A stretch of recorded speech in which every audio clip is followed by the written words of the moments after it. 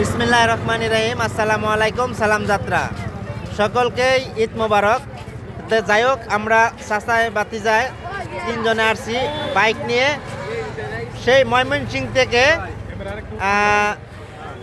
এটা হলো শেরপুর জামালপুর মাছ সেন্টারে যে ফেরিঘাট, সেই ফেরিঘাটে আমরা বৈশা এখানে আপনার ফেরিঘাট ব্রিজে আমরা এই যে চটপটি খাচ্ছি। তে যাই, আমার চাচা কিছু বলবো, বলো। আমরা ঈদের খানা খাইতে চটপটি আমরা সবার দাওয়াত ইনশাল্লাহ।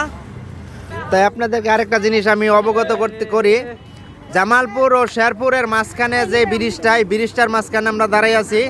আসলে অত্যন্ত সুন্দর পরিবেশ, এবং এই পাশে নদী, দুই সাইডে আপনার যেই দৃশ্যটা, এই দৃশ্যটা আপনাদেরকে একটু দেখাই দিলাম, আপনারা অবশ্যই দেখবেন।